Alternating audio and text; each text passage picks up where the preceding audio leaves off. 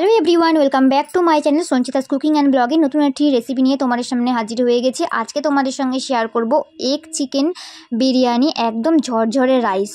তো কিভাবে বানাবো সেই রেসিপির ভিডিওটা কিন্তু আজকে পুরোটাই তোমাদের সঙ্গে শেয়ার করব। চলো দেখতে থাকো আর সঙ্গে থাকো। ভিডিওটা শুরু করার আগে কিন্তু যারা ভিডিওটা দেখছো প্লিজ একটা করে লাইক দিয়ে দিও। তো আমি এখানে বিরিয়ানি বানানোর জন্য 303 চালটা কিন্তু ইউজ করছি। তো দেখতেই পাচ্ছ চালটা কিন্তু 2-3 বার করে ভালো করে ধুয়ে নিয়েছি। ধুয়ে কিন্তু 1 ঘন্টার জন্য পুরো ভিজিয়ে রেখে দিলাম। আর এদিকে কিন্তু আলু কেটে নিয়েছি, তারপর কাঁটা চামচ দিয়ে এরকমভাবে করে দিয়েছি, গেঁথে দিয়েছি, যাতে আর কি আলুটা খুব ভালো মতো সিদ্ধ হয়ে যায়। তারপর গরম জল বসিয়ে দিয়েছিলাম। গরম জলে কিন্তু আলুগুলো সিদ্ধ করতে বসিয়ে দেব। সমস্ত আলুগুলো গরম জলের মধ্যে দিয়ে গরম জলটার মধ্যে একটুখানি কিন্তু সামান্য লবণ দিয়ে দেব। আর অন্যদিকে কিন্তু 2টো ডিম বসিয়ে দিয়েছি। যেহেতু এগ চিকেন বিরিয়ানি বানাচ্ছি তাহলে এগটা তো দিতেই হবে, তাই কি না তোমরাই বলো বন্ধুরা। তারপর কিন্তু একটু সামান্য কালার দিয়ে দিয়েছি। আলুটা কিন্তু সুন্দর একটা কালার হয়ে যাবে যে কারণে। তো চলো আলুটা সিদ্ধ হতে থাক, তোমাদেরকে মাংসটা ম্যারিনেট করে তোমাদেরকে দেখাই। বিরিয়ানি বানানোর জন্য চিকেনগুলো কিন্তু আরেকটু বড় পিস করা উচিত ছিল। তো তোমরা চাইলে কিন্তু 50-60 গ্রামের পিস করে নিতে পারো। আমার চিকেনের পিসগুলো কিন্তু একটু ছোটো ছোটোই ছিল। তো চলো চিকেনটা কিন্তু সবার প্রথমে ম্যারিনেট করে নেব। তো তার জন্য দিয়ে দিচ্ছি পরিমাণ মতো লবণ, হলুদ গুঁড়ো, দিয়ে দিচ্ছি 1 চামচ আদা বাটা, 1 চামচ রসুন বাটা, পরিমাণ মতো গোলমরিচ গুঁড়ো, আর দিয়ে দেব চিকেন মশলা। লাগবে পাতিলেবুর রস। আমি এখানে একটা গোটা পাতিলেবুর রস কিন্তু এখানে দিয়ে দিচ্ছি। আর দিয়ে দেব বেশ খানিকটা সর্ষের তেল। তেল দিয়ে কিন্তু এবার কিন্তু মাংসটা খুব ভালো মতো ম্যারিনেট করে নিতে হবে। খুব ভালো মতো মেখে নেওয়া হয়ে গেলে আমি এখানে কিন্তু দিয়ে দিচ্ছি 200 গ্রাম মতো টক দই। টক দইটা ফেটিয়ে রেখেছিলাম। ফেটিয়ে রাখার পর টক দইটা দিয়ে কিন্তু ভালো করে আবারও কিন্তু ম্যারিনেট করে রেখে দিতে হবে প্রায় 20-30 মিনিট মতো। তোমাদের কাছে যদি হাতে টাইম থাকে তাহলে 1 ঘন্টা কিন্তু ম্যারিনেট করে রাখলে আরও ভালো হবে। যেহেতু টক দইটা কিন্তু এর মধ্যে দিতেই হবে, টক দইটা দিলে কিন্তু চিকেনগুলো খুব সফট হয়। তো চলো এবার কিন্তু চালটা বানিয়ে নেব। তার জন্য কিন্তু এখানে হাঁড়িতে জল দিয়ে দিয়েছি। আর লবণটা কিন্তু একদম মনে করে দিতেই হবে, তাহলে চালটা না হলে নুন ঢুকবে না। যাই হোক এখানে কিন্তু লবণ বেশ খানিকটা পরিমাণ দিয়ে দিয়েছি। গোটা গরম মশলা দিয়ে দিলাম, এলাচ, লবঙ্গ, দারচিনি, তারপর দিয়ে দিলাম কিন্তু তেজপাতা। এবার জলটা ফুটতে দেবো। জলটা একদম যখন টকবক করে ফুটে যাবে তখন কিন্তু 1 ঘন্টা ধরে ভিজিয়ে রাখা যে চালটা কিন্তু দিয়ে দেবো এর মধ্যে। তো তারপর কিন্তু চালটা সিদ্ধ করে নেব 80% মতো, মানে পুরো ভাতটা আমি কিন্তু সিদ্ধ করব না। চালটা যখন 80% সিদ্ধ হয়ে যাবে তখন কিন্তু এটাকে নামিয়ে নিতে হবে। তো দেখতেই পাচ্ছ এখানে কিন্তু ভাতটা ফুটে গেছে। এবার তোমাদের দেখাই চালটা কীরকম হয়েছে। এই দেখো, তো এখন কিন্তু প্রায় অনেকটাই হয়ে এসছে, 80% মতো। ফুল সিদ্ধ করব না, তোমাদের আগেই বলেছি। তো চলো এখন নামিয়ে নেওয়া যাক। তো নামিয়ে নেওয়া হয়ে গেছে। তারপর কড়াই বসিয়ে দিয়েছি। এখানে এবার কিন্তু চিকেনটা সবার প্রথমে করে নেব। তো কড়াইতে সবার প্রথমে সরষের তেল দিয়ে দিয়েছি। আর দিয়ে দিচ্ছি কিন্তু চিকেনটা করার আগে আমি বেরেস্তাটা ভেজে রাখবো। বেরেস্তা ভাজার জন্য এখানে পেঁয়াজ কুচি দিয়ে দিচ্ছি। পেঁয়াজ কুচিগুলো কিন্তু লবণ দিচ্ছি না, লবণ দিলে একদম নরম হয়ে যাবে, যে কারণে বেরেস্তাটা একটুখানি কড়মড়ে থাকলেই ভালো লাগে। তো দেখতেই পাচ্ছ এখানে বেরেস্তাটা ভেজে নেওয়া হয়ে গেছে। বেরেস্তাগুলো এবার সমস্তগুলো তুলে নেব। তো এবার একে একে আলু, ডিম সেগুলোও কিন্তু ভেজে নেব।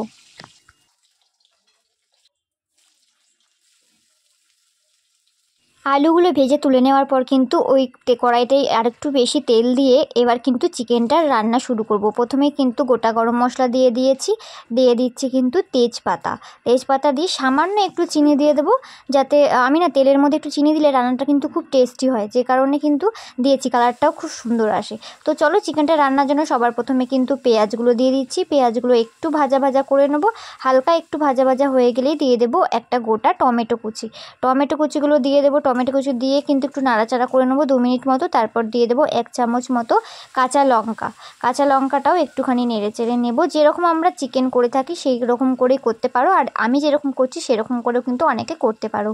তো চলো, তো এবার দিয়ে দিচ্ছি 1 চামচ কিন্তু রসুন বাটা। আমি কিন্তু 1 চামচ আদা বাটা, 1 চামচ রসুন বাটা ওই ম্যারিনেট করার সময়ও দিয়েছিলাম, আর এখন কিন্তু কষানোর সময় তো দিচ্ছি। 1 চামচ রসুন বাটা দিয়ে একটুখানি নাড়াচাড়া করে নিয়েছি। এবার দিয়ে দিচ্ছি 1 চামচ কিন্তু আদা বাটা। এবার আদা রসুনটাকে একটু ভেজে নেব, কাঁচা গন্ধটা চলে গেলে কিন্তু দিয়ে দেবো লবণ, দিয়ে দেবো হলুদ। লবণটা পরিমাণটা বুঝে দিতে হবে, যেহেতু ম্যারিনেট করার সময় কিন্তু লবণ দিয়েছিলাম। আর দিয়ে দিলাম 1 চামচ ধনে গুঁড়ো, 1 চামচ জিরে গুঁড়ো, দিয়ে দেবো শুকনো লঙ্কার গুঁড়ো। এবার কিন্তু মশলাটা খুব ভালো মতো কষিয়ে নিতে হবে। তো সামান্য একটু জল দিয়ে দিয়েছি যাতে নিচে পুড়ে না ওঠে, যে কারণে। তারপর দিয়ে দিলাম একটু কাশ্মীরি লঙ্কার গুঁড়ো, কালারটা যাতে সুন্দর আসে। তারপর কিন্তু মশলাটা খুব ভালো মতো কষিয়ে তেল ছেড়ে এসছে। এখন কিন্তু দিয়ে দেবো ম্যারিনেট করে রাখা চিকেনগুলো। তো তারপর ম্যারিনেট করে রাখা চিকেনগুলো দিয়ে কিন্তু মশলার সঙ্গে ভালো করে কষিয়ে নিতে হবে। আর আমি কিন্তু এই মাংসটা ঢাকা দিয়ে দিয়ে কষিয়ে নেব। ঢাকা দিয়ে দেবো, কিছুক্ষণ পর আবার ঢাকনা তুলে দেবো। এবার কিন্তু একটা জিনিস অ্যাড করব, সেটা হলো বিরিয়ানি মশলা। আর আমি আগের দিন এগ বিরিয়ানি মানে এই আলু বিরিয়ানিতে যে মশলাটা ব্যবহার করেছিলাম সেটা কিন্তু ছিল প্যাকেটের বিরিয়ানি আর বিরিয়ানি মশলা। আর এইটা কিন্তু একদম ডাস্ট, মানে পুরো একদম সব মশলা গুঁড়ো করে আর কি বিক্রি করছে সেখান থেকেই নিয়ে আসা, একদম ডাস্ট। তো দেখতেই পাচ্ছ। তারপর কিন্তু আবার চাপা দিয়ে দিয়েছি, বিরিয়ানি মশলা দিয়ে ভালো করে কষিয়ে তারপর দিয়ে দিয়েছি ভেজে রাখা আলুগুলো দিয়েও কিন্তু আমি 5 মিনিট, আরও 5 মিনিট ভালো করে কষিয়ে নেব। তো তারপরে মাংসটা যখন খুব ভালো মতো কষানো হয়ে যাবে, এবার কিন্তু দিয়ে দেবো, আমি কিন্তু সাইডে একটু গরম জল বসিয়ে দিয়েছিলাম গরম জল করতে। এবার কিন্তু দিয়ে দেবো, মাংসটার মধ্যে গরম জল দিলেই কিন্তু বেশি ভালো হবে, ঠান্ডা জল দিলে কিন্তু টেস্টটা একদম হয়ে যায়। তো যাই হোক, একটু গরম জল দিয়ে দিয়েছি। এবার কিন্তু মাংসটা এবার ফুটিয়ে নেবো। তো দেখতেই পাচ্ছ ঝোলটা ফুটতে ফুটতে এখানে কিন্তু 2টো ডিম যে ভেজে রেখেছিলাম, ডিম 2টোও দিয়ে দিলাম। এবার কিন্তু মাংসটা নামিয়ে নেবো। আর মাংসটা কিন্তু এরকম ঝোল ঝোল রাখবো, তাহলে কিন্তু বেশি ভালো হবে। তোমাদের আজকে কিন্তু পুরো অন্যরকম পদ্ধতিতে দেখাচ্ছে। আগের দিন আলু বিরিয়ানিটা দেখিয়েছিলাম, সেটা হচ্ছে একদম লেয়ারে লেয়ারে, প্রত্যেকটা লেয়ারে দিয়েছিলাম। আর আজকে চিকেন বিরিয়ানিটা করব। দেখতেই পাচ্ছ চিকেনের যে গ্রেভিটা ছিল, মানে ঝোলটা ছিল পাতলা, সেই ঝোলটার মধ্যে কিন্তু একটু টক দই ফেটিয়ে দিয়ে দিলাম। তারপর কিন্তু চিকেনগুলো যেগুলো ছিল, চিকেনের পিসগুলো সব দিয়ে দিয়েছি একদম নিচে। এবার এই ঝোলের মধ্যেই কিন্তু দিয়ে দেবো গোলাপ জল।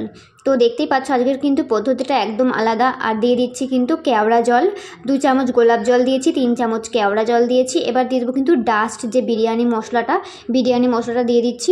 আর এই রেসিপিটা বলে দিই তোমাদেরকে, এই রেসিপিটা কিন্তু একদম দোকানের ওখান থেকে তোমাদের দাদাভাই দেখে এসেছে। তো তারপর কিন্তু আমরা এইভাবেই তোমাদের সঙ্গে শেয়ার করছি রেসিপিটা। তো চলো দেখো, এখানে কিন্তু বিরিয়ানি মশলাও দেওয়া হয়ে গেছে। এবার যেটা করতে হবে, দুধের মধ্যে যে কেশর দেওয়া ছিল সেটার মধ্যে কিন্তু একটু মিঠা আতরটাও কিন্তু মিশিয়ে নিতে হবে। মিঠা আতরটা মিশিয়ে নিয়ে এবার কিন্তু ওর মধ্যে দিয়েছি হাফটা, আর হাফটা রেখে দিয়েছি একদম লাস্টে দেওয়ার জন্য। আর দিয়ে দিচ্ছি একটু সামান্য বেরেস্তা। তারপর কিন্তু দিয়ে দিচ্ছি চালটা। আর আমি যে আগের দিন আলু বিরিয়ানিটা করেছিলাম ওটাও কিন্তু খেতে দুর্দান্ত হয়েছিল, কিন্তু একটু কী ব্যাপার হয়েছিল, ওর নিচটা কিন্তু ধরে গিয়েছিল, লেগে গিয়েছিল। তো সেই কারণেই চিকেন বলো, যে কোনো আলু বিরিয়ানি বলো, যে কোনো জিনিস, এটা কিন্তু গ্রেভিটা একদম পাতলা করতে হবে আর একদম পুরোটা কিন্তু নিচে দিয়ে দিতে হবে।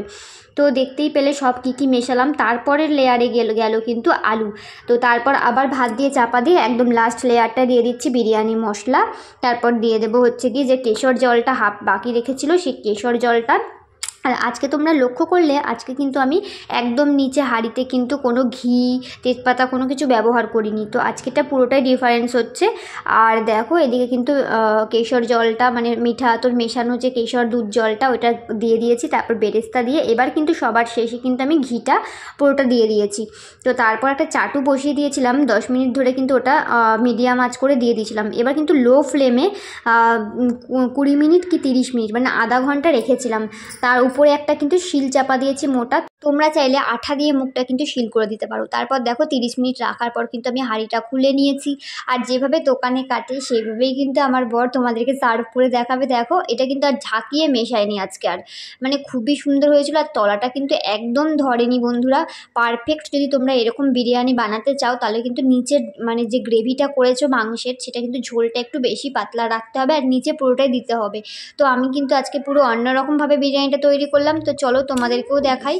তো দেখতেই পাচ্ছ, সার্ভ করে দেখাচ্ছি কতটা ঝরঝরে সুন্দর একটা বিরিয়ানি হয়েছে।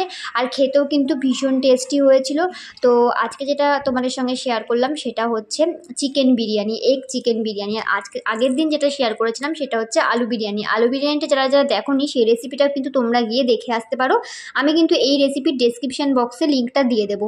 তো তোমাদের এই লুকটা কেমন লাগছে অবশ্যই কমেন্টস করে বলো। বিরিয়ানিটা দেখতে যেরকম হয়েছিল খেতেও কিন্তু সুন্দর হয়েছিল। তো চলো তোমরা তোমরাও কিন্তু এভাবে একদিন ট্রাই করে দেখো, আশা করছি তোমাদেরও ভালো লাগবে। ভালো লাগলে কিন্তু অবশ্যই কিন্তু আমার ভিডিওটাকে শেয়ার করতে হবে বন্ধুদের সঙ্গে। আর যদি ভালো লাগে লাইক কমেন্ট শেয়ার করে চ্যানেলটাকে সাবস্ক্রাইব করতে কেউ ভুলো না। আর যারা যারা ফেসবুক থেকে দেখছো ফেসবুক পেজটাকে প্লিজ ফলো করে দিও।